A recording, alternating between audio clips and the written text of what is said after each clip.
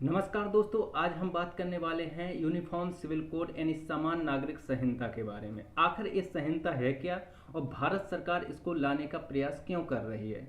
आखिर इस संहिता से आने वाले भारत पर क्या भविष्य में प्रभाव पड़ेगा, इसके बारे में हम व्यापक रूप से जानकारी एकत्र करेंगे कि आखिर ये समान नागरिक संहिता है क्या। तो सबसे पहले इसे बिल्कुल आसान सी भाषा में समझें तो समान नागरिक संहिता दरअसल नियमों का एक संग्रह है जो कि समाज के सभी वर्गों, धर्मों और सभी नागरिकों पर समान रूप से लागू होते हैं। आखिर संविधान भारतीय नागरिक संहिता के बारे में क्या कहता है, तो संविधान की धारा 44 भारतीय नागरिकों के लिए कहती है कि राज्य का ये दायित्व है कि राज्य नागरिकों के लिए समान नागरिक संहिता बनाएगा। अर्थात ये जिम्मेदारी जो है भारतीय संविधान ने राज्यों को दी है।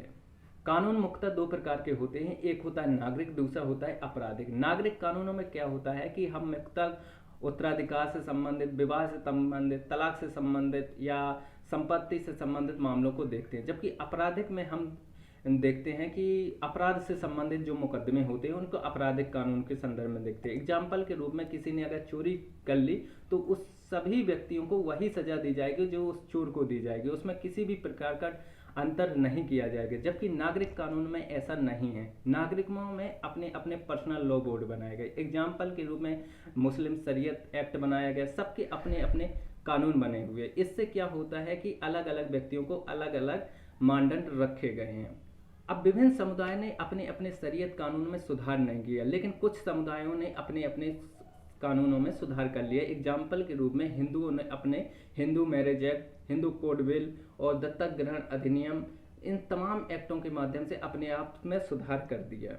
लेकिन कई समुदायों ने इसमें सुधार नहीं किया, जिससे ये मामला अभी भी लटका हुआ है। ये जानते हैं शाह बानो केसेस 1985 के बारे में।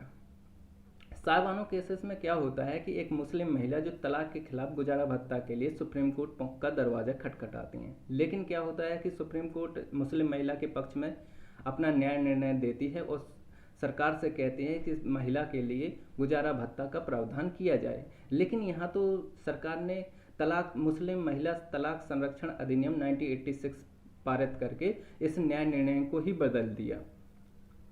इससे क्या हुआ कि शाह बानो को न्याय नहीं मिल पाया। ऐसा ही एक मामला 1995 में सरला मुदगल बनाम भारत संघ के मामले में सुप्रीम कोर्ट में पहुंचता है। इसमें एक क्वेश्चन किया गया कि क्या पहले से शादीशुदा व्यक्ति की दूसरी शादी मान्य होगी अगर वो धर्म परिवर्तन करके करता है।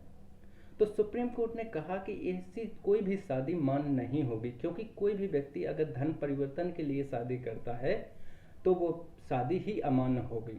आखिर यूसीसी की आवश्यकता क्यों है, तो यूसीसी की आवश्यकता इसलिए है क्योंकि इससे भारत को एकीकृत किया जा सकेगा। साथ ही भारत में धर्म और भारत के धर्म, इनके बीच जो दूरी बनी हुई है उनके अंतर को पाटा जाएगा। कुछ लोग इसके पक्ष में तर्क देते हैं, जबकि कुछ लोग इसके विपक्ष में तर्क देते हैं। पक्ष में कहते हैं कि भाई इससे समानता और धर्मनिरपेक्षता बरकरार रहेगी, साथ ही लैंगिक न्याय भी बरकरार रहेगा और ये भारत को भी जोड़ने का काम करेगा। जबकि विपक्ष में रहने वाले लोग कहते हैं इससे बहुसांस्कृतिकवाद है, जो भारत की विविधता है वही नष्ट हो जाएगी, इससे देश कैसे जुड़ेगा।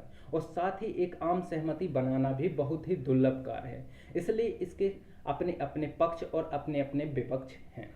समान नागरिक संहिता जो है सभी धर्मों को प्रभावित कर सकता है। एग्जाम्पल के रूप में अल्पसंख्यकों को भी प्रभावित कर सकता है, साथ ही बहुसंख्यक हिंदुओं को भी प्रभावित कर सकता है। एग्जाम्पल के रूप में कई जनजातियां, कई समुदाय ऐसे भी हैं जिनकी अलग अलग मान्यताएं हैं, अर्थात इन मान्यताओं पर कुठाराघात भी हो सकता है। इसलिए इन मान्यताओं पर कुठाराघात करने से पहले सरकार को अच्छी तरह से सोच समझकर ही ड्राफ्ट तैयार करना होगा। समान नागरिक संहिता के विपक्ष में सबसे बड़ा रोड़ा है आर्टिकल 25 to 28 यानी धार्मिक स्वतंत्रता का अधिकार। ये अधिकार को बिना वायलेट किए ही हमें समान नागरिक संहिता लाना होगा।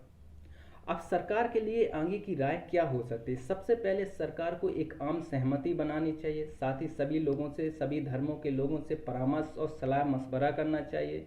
साथ ही लोगों में विविध प्रकार की जागरूकता फैलाकर इस कदम को आगे बढ़ाना चाहिए ताकि इससे भारत की जो सामाजिक ढांचा है वो बरकरार रहे और आने वाले भविष्य के लिए भारत एकीकृत होकर एक नए रास्तों में अपना बुलंदी का झंडा गाड़े। धन्यवाद।